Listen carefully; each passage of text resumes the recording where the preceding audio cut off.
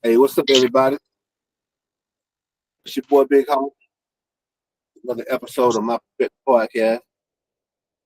He said, she said edition. Hey, listen, do me a favor. Subscribe to my channel. Ain't gonna hurt you. Ain't gonna hurt you. Ain't gonna cost you nothing. Subscribe to the channel. Help us get these subscriptions up. Um, this is our he said, she said edition. I recap of episode on Monday with our guest host, Miss Sabrina Durr.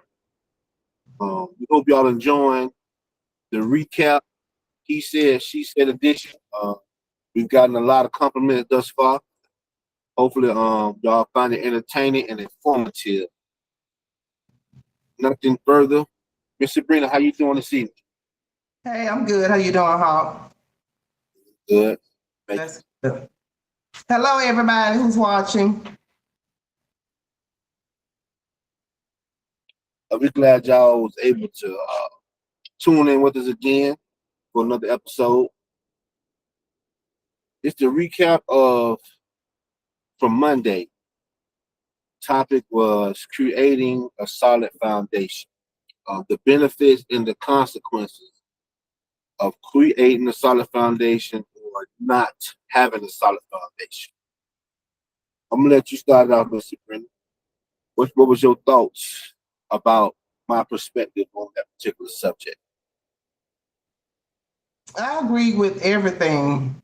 Um, it really seemed like between you and my church, because I do Sunday school at church, seemed like every time it's time for me to talk about something or it's my Sunday to teach, it's something I've been through or something I'm currently in. Right, right. So I really enjoyed that. And I have once we get further into it, a couple of things I want to hit on pertaining to the women, because we sometimes overcompensate when the dad is not in the household, and that's not good for the guys when we're raising boys. Okay. That's I can't wait to hear that. I can't wait to hear that. Man, that topic was I don't know, like when I choose a topic from week to week, there's no rhyme or reason. I just be inspired to talk about said topic from week to week. So and I do a lot of reflecting because we're older, so a lot of the stuff I talk about, I'm actually looking back on things I wish I would have done differently, or wish I could have done differently. So, and hopefully, like some people younger in the audience who hear and tune in can take what we say, and can use it to benefit them, whereas I didn't use it, didn't benefit me. So that's pretty much where I be coming from. I teach and I share based on my failure for the most part. Um, I've had some good successes in my life, but I've had a lot of failures. So I teach based on where I went wrong, that hoping somebody can use my failures as an example to do right. So that's just kind of where I come from. Um, when it comes to a solid foundation, man, that's pretty basic. Like, you can't build a house on sand. And the bigger the structure, the deeper you got to dig to make sure that foundation is solid. So, uh, the bigger the goal, the more in tune you got to be, the more locked in you have to be, and the more structurally sound that foundation has to be to um, ward off distraction and things like that. So that's pretty much where I was coming from. Um, it's just that I noticed that a lot of us, most people, not everybody, but some people, man, like we don't got no foundation. We just out here wandering aimlessly, and that's why we get caught up and we are susceptible to all types of misfortunes in our life because we don't have no God to go by. We wasn't taught, or either we wasn't taught properly because our parents didn't know any better, did the best they could, or we rebelled from the teachings that we got. I know for me, my mom and dad got an eighth grade education, but they were heavily into religion and they had a solid foundation. They taught me on some good principles. And I appreciate them for that. I was a rebel. I rebelled because I'm so inquisitive. I ask why a lot, right? So I'm always questioning stuff. So, and they couldn't answer the question. I'm going to explore. So I pretty much, a lot of my problems came through rebellion. Just wanted to know for myself. So that's where I missed the boat a lot. Um, but most people, they wasn't necessarily like me. They ain't had nothing to go by. So if you don't got nothing to go by, you just figure it out along the way. And that's trial and error. There's a lot of bumps and bruises come with that. So, that's pretty much where the topic came from. Let me know what you got. Yeah, that's true. Because I was like, you know, Wait, I'm sorry. I was kind of like that too. But I was always scared to be rebellious though. Now that's one thing I feared. I feared being rebellious. So if I did something, I would do it, pretty much probably like everybody else. That was like you say, exploring away from home. So I just always still tried to be, regardless, respectful and obedient. I actually was scared to be rebellious. I was scared. I feared that. I was rebellious, but I was definitely a polite kid, a respectful child. But I was just inquisitive. You know what I'm saying? So a lot of my father era just came from exploring. I was like, what the guy name was who so-called discovered America. I was an explorer. I was just looking, finding things out, trying to see what make this tick, what make that tick. And, I had old too, so they gave me a lot of good advice, but it was wrong advice because I was underage to get the advice they gave me. So that causes more problems. You know what I'm saying? So, but as it relates to relationships, man, we both agreed that we need a solid foundation. Um, what's your take on um, when it comes to that foundation? How do you ward off distraction and keep your eye on the prize? Well, I did like you did. I regretted it. I didn't stay married. I got out, and it does affect the kids. Some people don't want to admit that, and I didn't think that it would affect mine because I said I was going to get out while they were still very young. But even when them growing up, I would have preferred if my son would have went with the dad, because a woman, don't get me wrong, single women raise guys all the time. They do. They do. But we can't be a man. We're not a man. So that structure is definitely important. It's very, very important. My thing was what I said to myself when I left. I said, I don't want to be trying to raise kids functioning. No, I don't want to raise kids in dysfunction, because I've seen, God bless the dead, their dad is gone now, but he was what you call a functioning alcoholic. He went to work, he did this, he did that, but it was just so much dysfunction at the house. I can relate to that. I thought in my first marriage, I thought that I was hiding the dysfunction. Kids see it. They see it. However, I wish we would have stayed married until they graduated college. That was the goal anyway. We made an agreement that we were going to stay together until my baby boy graduated college, and then we would revisit us. But somewhere along the line, she felt like she had enough. I don't blame her. I don't blame her, but I do regret that she changed her mind just because the way our kids, you know what I'm saying? It's still affecting them to this day, which in turn, our relationship is strained. Me and my kids have a strange relationship because of misfortune of the demise of the marriage. So we could have figured something out till they got grown. Even though they seen things, their lives was in a much better place as us as a unit as opposed to us being apart. Right. That's correct. Yeah, so that's one thing that I do regret. I regret that I didn't let him raise my son. Yeah. Like I said like I said on Monday, I got a whole lot of respect for single mamas who know they can't raise them boys by themselves, but they'll put them in football. They'll put them in youth groups. They'll put them in boys clubs so that be around positive role models. Because like I said, it takes a person to know their shortcomings in order to circumvent their shortcomings. When you think you can do it on your own, that's when we start making our mistakes. That's when the boys start getting feminine. Not all boys, but even if you ain't feminine acting, you pick up feminine traits when you're around a bunch of women. I'm a super emotional dude because of my three sisters and my mom.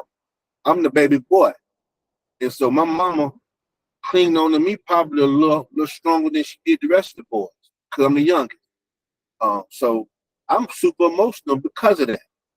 Not probably directly because of that, but indirectly for sure. I'm super emotional nigga because of that. Because she showed me so much affection, so much love, probably too goddamn much. You know what I'm saying? So I feel a certain way. I need to feel a certain way because of what I was accustomed to as a kid. Same with these young men now with single parents, single moms who look to their kids as kind of like their spouses, if you will. You know, love on them, hug on them, do things with them, take them out to dinner like on a date, stuff like that. So, you know, that's cool and all, but you gotta know, you gotta balance it out.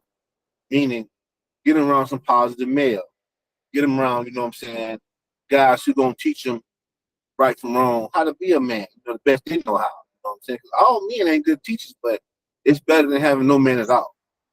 That's true. So I took some notes.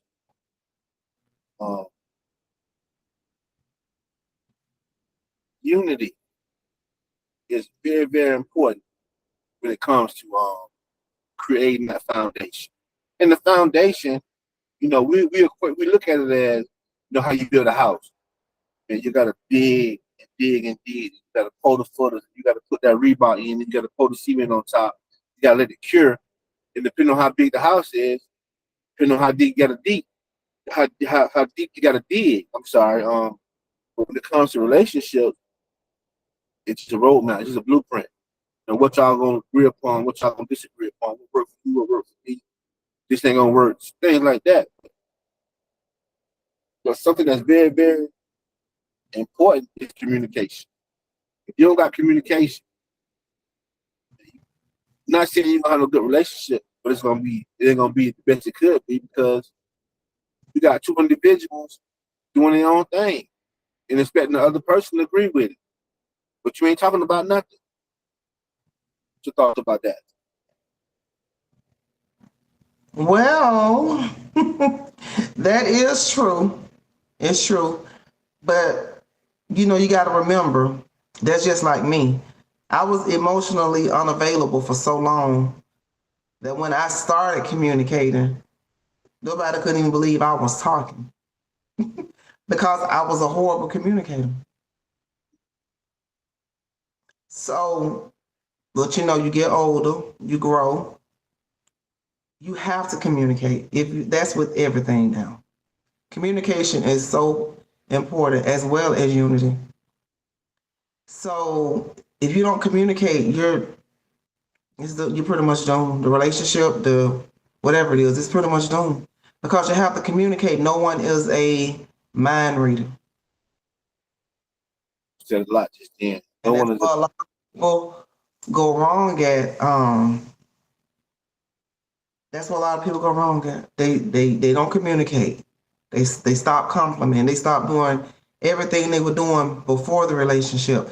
That's why 85% of affairs start at the workplace. Yep. I talk about work wives and work husbands all the time. And it stems from lack of communication at home. I definitely. All right. You know, you got the person walking by the office every day, Oh, Johnny, that shirt look good on you. That's really your color. Thank you.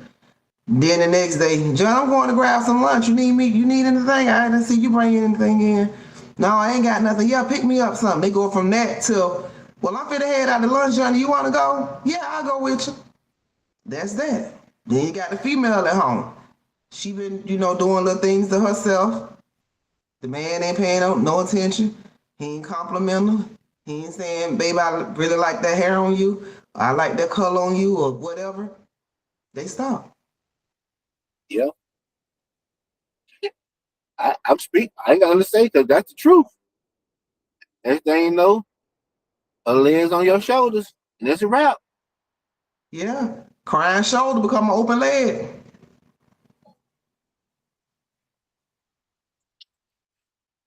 Oh man, I'm laughing because that shit hurt to even think about, but that's the truth though. Oh, they do. Communication, like my wife she wasn't a good communicator at all. She admitted said like she just because how she was accustomed to living, you ain't do a lot of talking. So and I tried to understand that, but I like to think I'm a good communicator, but I've altered to the communicator that I am today because I seen the damage it caused by not communicating, just assuming stuff, speculating, things like that. So I kind of stay on her about talking. And she's appreciative of it, you know what I'm saying? But um, I still have to be mindful of who she is as a person. But like, no, communication is very, very important. Have to have that if you're gonna create the foundation to build a family on, to build a life with somebody. You gotta have that communication. If you ain't talking to her, you're gonna eventually start talking to somebody, and vice versa. And whoever you're talking to, pretty much gonna govern the situation. Whether it's your best friend, the co-worker, whether it's your mama, whoever you talk to the most, their influence is gonna dictate what you got going on. That don't work in relationships. You being talking to one another. Exactly. So that's why, like when I'm dating somebody, I tell them from the gates, listen, if we run into anything, we're not going to talk at each other. We're not going to talk about each other. We are going to talk to each other. You ain't going to talk to your family. You ain't talking to your friends. You ain't talking to nobody at work. You got a problem with me, you come and talk to me. Right. And I always say, do you have a problem with that? Because, some people, some guys, women too, some people just don't, I don't know if what a lot of people call arguments are not arguments. Some people just be trying to communicate. It's not, if a person think that every time somebody say something to them, it's an argument, something might be going on deep with that person because you have to communicate. I think I'm guilty of that. You got to be mindful of your partner's communication style as well. Mm-hmm. They may communicate in a different format, a different style as you, and you may take that as an argumentative approach, as opposed to just listening to what they're trying to convey before you react to what they're saying because of the way they say it. I'm definitely guilty of that. So you hit me in the chest when you just said that. So, Lord help. No, I needed it. Yeah, you did. I needed it because I'd be quick to snap out. Because I am a it ain't what you say, it's how you say it type of person. And I stand on that. However, everybody talk ain't the same. So you got to be careful before you just jump to conclusion. And I'm definitely guilty of that. So, yeah, because my delivery wasn't always the best. I used to have a good delivery. Thank God for growth. Yes. I think in creating a solid foundation, also, I want to get your opinion on this. You have to plant those seeds in your partner within each other. And then you have to be patient to let it take root. Then you gotta lead by example when you plant those seeds. So what you instilling in one another is indicative to the type of foundation you're going to build upon. whether it's gonna have cracks, whether it's gonna be solid. That's true. I mean, you got to make sure you're not just make sure you're not sowing on concrete, because ain't nothing going to spring up from concrete. You got to make sure there's some good ground you're sowing in. For sure. Now, I was going to say this, we're products of our environment. So, everything we instilling in one another ain't always the best. We just do what we know to do. So, in saying that, if you see something in me, if my wife sees something in me that she needs to check, a challenge, I got to be open and respect the process enough to know she got my best interest at heart to listen to what she got to say, and vice versa. Be open to constructive criticism, to be open to reproof, if you will, because we're in it for the long haul. We're not in it for the moment. So if she sees something she don't like in me or she hearing, she should be able to call me out on it, and vice versa. And without it being an argument, without it setting off controversy. Think about that. Right, because something that you may feel is criticizing, to her it may be feedback. It all depends on how you receive it. Sure. You thought about that? No, right. Because I know I've been married before, so I know if I was to get married again, I have learned, to communicate so well. And like you said, you have to be open to it. So a lot of things that I just started feeling like this a couple of years ago, a lot of things that we used to feel like was a person criticizing us, I look at it now as feedback, because if we could use it and apply it and actually use it and we have a different outcome, you thank them for the feedback. I just like to say feedback, because if you say criticize, sometimes that'll blow something way out of proportion, and then they may want to argue, and so now I use certain terms. Well, thank you for the feedback. If someone ever had to give me any, I'm not saying that they don't have to, they won't, but I mean they will, but all depends on how they come at me. I say, you know what, you're right. Thank you for that. Oh, you admitting I'm right? Yes. Why would I not? That's good. That's good. Yeah. Because I use the word constructive criticism, but that word criticism is always received negatively. So you're absolutely right on that. So that's why I started saying feedback, and I get a better outcome from that. Like one day, it was actually on my daughter's birthday. Me and her was together, and she was on the phone with somebody, and they said, "Did your mama call and tell you happy birthday?" So I went off. I'm like, "Who is that? Who is that?" Because my daughter, she's so different from me. She's different from her brother. She's different from everybody. She's her own person. That's the only way I can describe it. She's been rebellious from the gate, from day one. She's been rebellious. But me and her talk every day. And I guess people don't know that. My daughter is 32. It ain't like she's 13. You get what I'm saying? You're going to tell somebody something. You can't force them. So I just thought that was so funny, because I guess because people may not see us together or whatever, I guess they don't think that we talk. I talk to both of my kids every day. So that's one word that she like to say, criticize. So I have to tell her, no, baby, you're not being criticized. That's just good feedback, especially if it's something that you can use. Just apply it, to where it fits. Yeah. Feedback is definitely a good, better term to criticize. I'm gonna adopt that myself. Yeah, because then I ain't no got smart. I was ready to get smart. Now I was like, did I call and tell you happy birthday? I say, tell them I'm with you right now. And why? Ask them, are they going to send you something for your birthday? I just clicked. I'm like, did I call you and tell you? I'm like, what they think? Because I don't put everything on social media that is not happening. Right. She let me know in advance.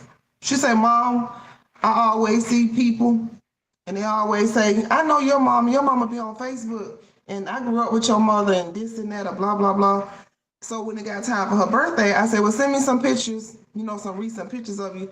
Oh no, I don't be on Facebook. I don't be doing all that. Don't put me on Facebook for my birthday. I say, so you don't want a birthday shout out? I don't want none of that.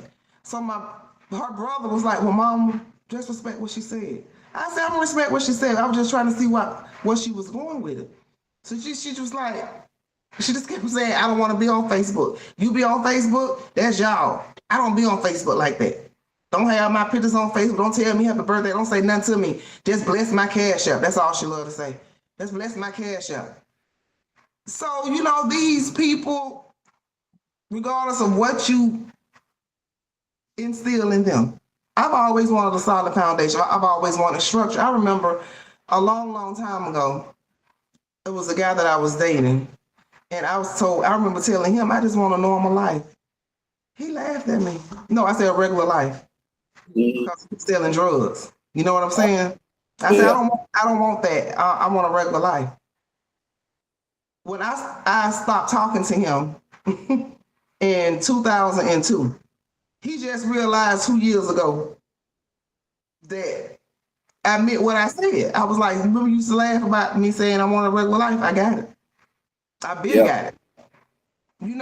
So I had said I wasn't going to have, just because I was no longer with my kids' father, I wasn't going to have any and everybody around them. You get what I'm saying? Right. So it was like, I'd rather nobody than the wrong somebody. As a man, I thought like that. My kids could count hands the females I brought around them. Okay. Yeah. Three women.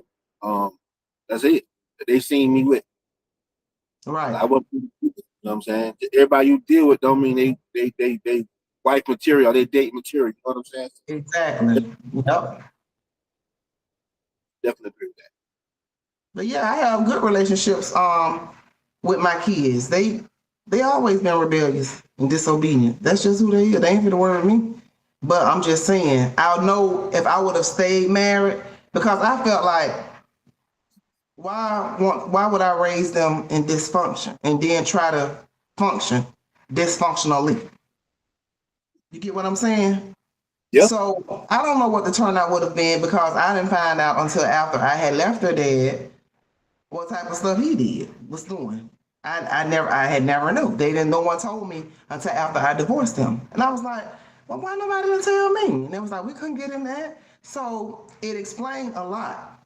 It explained could be up 3 days at a time, still go to work, come home, question me all night, go to work, come back, get drunk, question me all night. It all made sense. Hey, that was my guy. Well, yeah, that's fine. It all made sense. And was that you talking about alcohol last week? Somebody was talking about alcohol and they were trying to stop, or they were lying saying they would stop drinking. That wasn't you? Oh, it wasn't me. It was somebody, and it made me think back to him, where I had told him that I couldn't do this. I can't do it with the alcohol.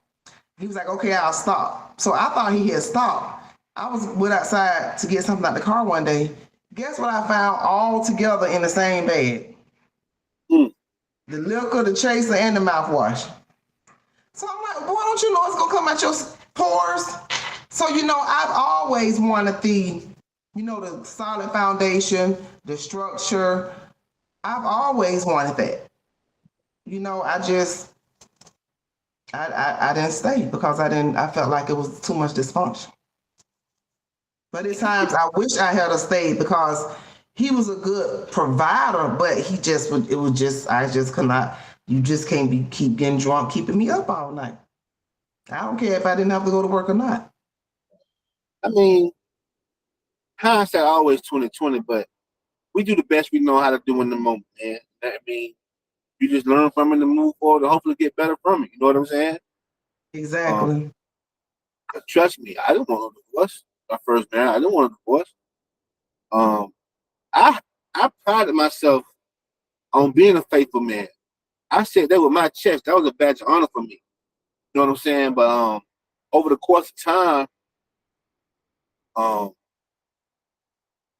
my kids got a good mama. You know what I'm saying? She was a good wife to me too. However, she had that mouth, you know, Mhm. that emasculation, man. A man ain't gonna take but so much of that, you know. So that was my thing. That was the thing that hurt me in my marriage. And I did the right things. I used to do the right thing. Talk to her, tell her what I'm going through, this what it is, and she would fix it for a period of time. It'd be good. Then slowly but slowly things get back to normal. You get comfortable again, things get back to normal. You know what I'm saying? And I just that was the straw that broke the coming back for me. Like, I mean, I could take a lot, but emasculation, like, man, and it didn't make me feel less than a man. It just, I just took it for the sake of my family. Yeah. She embarrassed me in front of my kids. That's when I said, I didn't even say it. It just was a disconnect. It was an instant disconnect. That's when things went downhill for me. And I still regret doing what I did. You know what I'm saying? But my biggest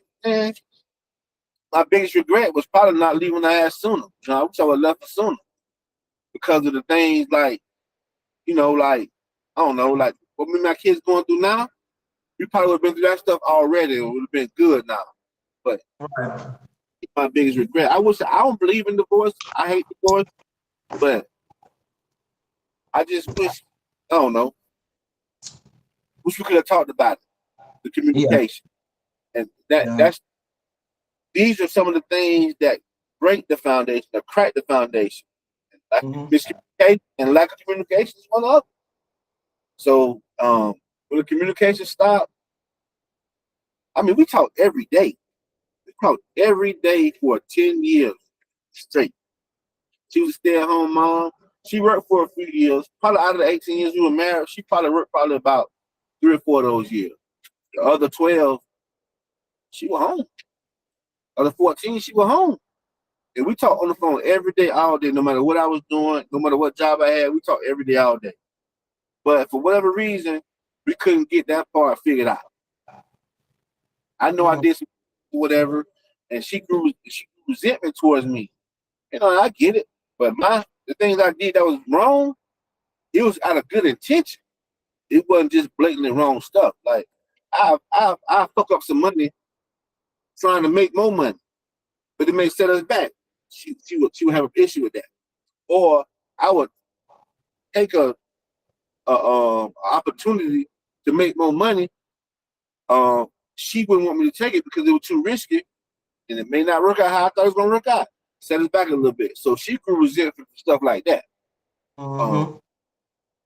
you know, that's kind of how our relationship kind of got tore down little by little.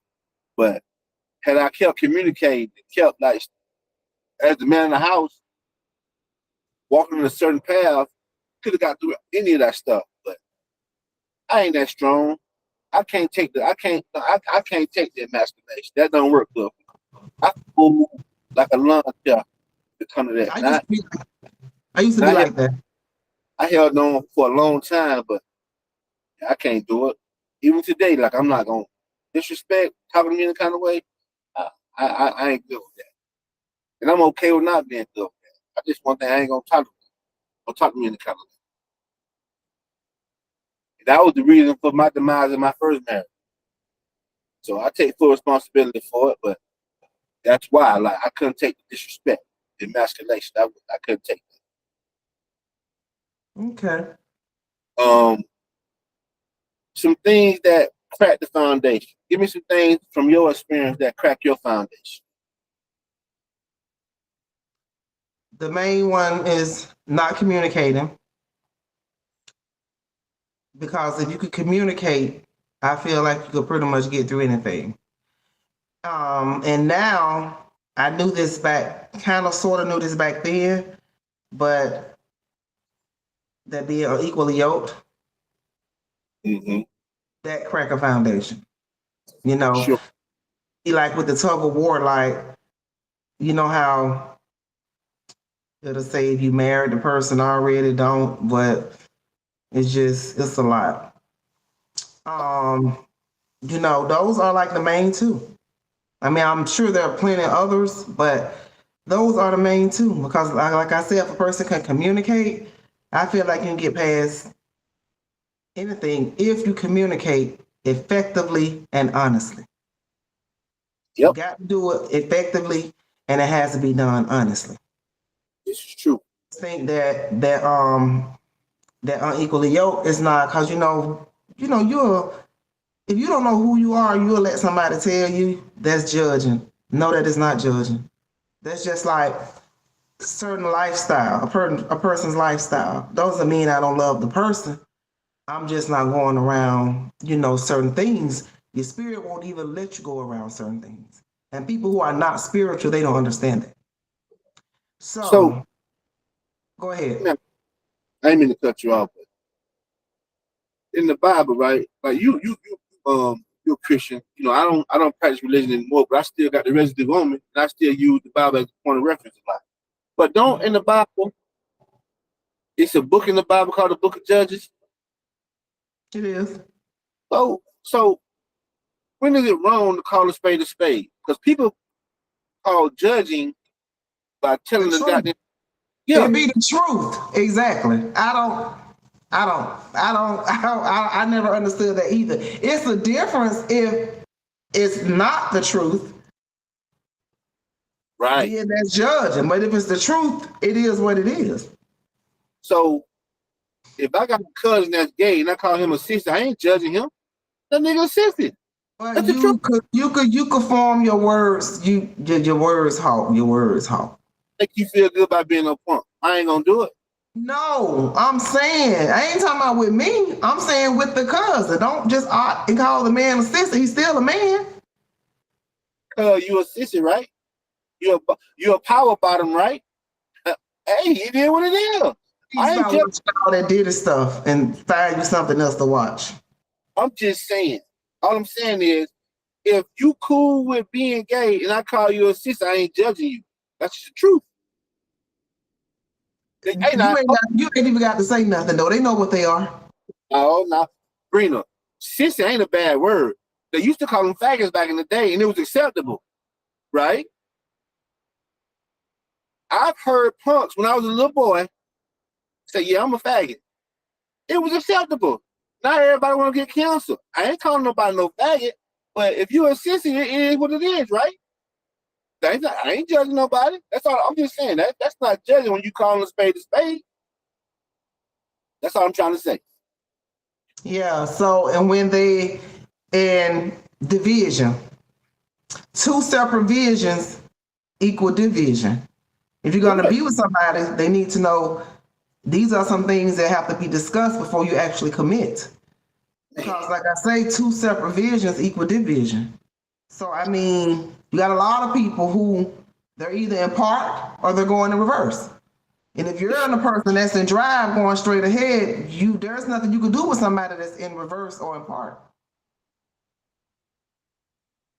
You right about that. So, see what else, the two people, what else do y'all have in common? They got to have something in common way, way more than the bedroom. That's only a bonus. That shouldn't be the key factor. That's only a bonus. You gotta write the vision and make it plain together. Right. I agree with that one. Yeah. Right. So that's just a couple things. It's a whole lot of things that could crack a foundation. Like I said, see what else y'all got in common besides the bedroom. What type of stuff he like to do, what type of stuff you like to do. When it comes to cooking, how are y'all going to share certain responsibilities as far as that go? There's a whole lot to go into play with that instead of just saying, oh, I want a husband. Oh, I want a girl. I want to be with somebody. Some people just scared of lonely. It's true. This is true. How do you overcome distraction? Because distraction is foundation as well. You say how do I overcome distractions? How do you avoid distraction, I should say? Because they crack foundation as well. Distractions crack foundation as well. Staying focused. I avoid distraction by staying focused, and not caring about, I won't say, I don't want you to take this the wrong way. When I say not caring about anything that don't have anything to do with me, I'm not saying I don't care about people. I don't care about all the foolishness that comes with some people. Some people think that you're just like a garbage can. You can't dump all that foolishness on me. Now you're trying to throw me off course. Now you got to go because not only you trying to be a distraction, you're messing with my peace. So you got to go. Sure. So I would advise for anybody who have a problem with distractions, you got to put you first, do what's best for you, and stay focused, or you're going to always be distracted. We have to learn how to not let things that we see. It's okay to see things, but don't let it get in you. You can see it, but just don't let it get in you. Yep. Yep. That's real. Distractions will ruin a relationship because, like I said, a week ago, a week or so ago, a distraction would be a great idea, but it just ain't ideal for your situation. And if you ain't to the goal that y'all got together, it'll derail your dream. Exactly, because it's like, what are we doing? I heard, who was that? Hey baby, I want to say the same, the 50 Cent's older son, the one who keep complaining saying that's not enough money for him. Okay, I heard him one time at an interview where he was saying that same son's mother, when he started climbing and things started coming up for him, he said that it was only right that he put her on too. So he asked her for years, what you want to do? What type of business you want to do? This, that. He said he haven't gotten an answer to this day, and that boy, what, 28? Oh, wow. So I said that to use it as a point of reference, because when you could get with these people, that's why, some people think I'm so hard, because there's some things I want to discuss at the dinner table on a date. We ain't gotta get all deep and stuff. You just want to see where a person is at. By this time he had the son, just like right now. And I think she's the one who was getting $40,000 a month and wanted more. So when he went to court and put himself on child support with the family court, they was like, no, old as this child is or whatever, you don't have to pay for $600-700 a month. So went from getting 40 grand to $600-700. And this man, and when he said he tried to put her on a long time ago, I honestly believe that. I believe that. So you got to know, and there are conversations that are just going to have to be made. If you meet somebody and you know what you're doing, like me, if I'm working on something that's also important to me, I'm focused on that. You ain't gonna be texting me all day, every day. Because what are you doing with your life that you got time to text me all day, every day? Right? You right. No, it's not fixing to happen. No, because so what are you doing? Then if you meet somebody, I've seen people meet people. I've met people. So what are your short-term goals? Man, I'm just trying to make it to tomorrow. They get out a lot. What are your 5-year goals? I'm just trying to make it to tomorrow. That's all. Even if that's how they honestly feel, that's fine. You just got to feel that way. You just want to make it to tomorrow with somebody else. Somebody else, you're right. I agree with that 100%. 100%. That's the truth. If a person thinking like that, and you keep to deal with that person, you have no foundation. Y'all finna be aimlessly wondering. He gonna drain you, and he gonna drain you, and you gonna get sick of him. It ain't gonna last no how. Or if it do last, you're gonna be a shell of yourself because you done lost yourself dealing with this joker who ain't got no goals and no vision. No goals, no vision, no nothing. I'm just trying to make it to tomorrow. What are you looking for? I'm just trying to find my person. You too old to be talking about you trying to find your person. Man, you done lost your person a long time ago. You gotta get it together. You know, and it's not to be mean, but like I said, your question was, how do you avoid distractions? This is how. Yeah, shit. If he said the first time out of there, like, I don't entertain, man. Yeah, you right about that. So we're gonna end it on this right here. Compartmentalize your emotions. Stay focused on the goal at hand. Stay committed to your partner, and your foundation won't crack. But you got to compartmentalize those emotions because emotions will get the best of you. I'm definitely guilty of that. My emotions get the best of me more times than they should. But when you compartmentalize those emotions, you can stay the course. You can stay focused. When you get on track, you can go to your partner and give constructive criticism or constructive feedback, and you can receive it also. And both of y'all stay on the same page through friendly reminders. Y'all won't have no distraction. You want because you focus on each other. Exactly. Not about the crack. Mm-hmm. So we're gonna wrap it up right there, Brenda. Hey, this your boy Big Hawk and our resident guest, Miss Sabrina. This is My Perspective Podcast. He said, she said edition. Hey man, until next week. We love y'all. Peace. Good week.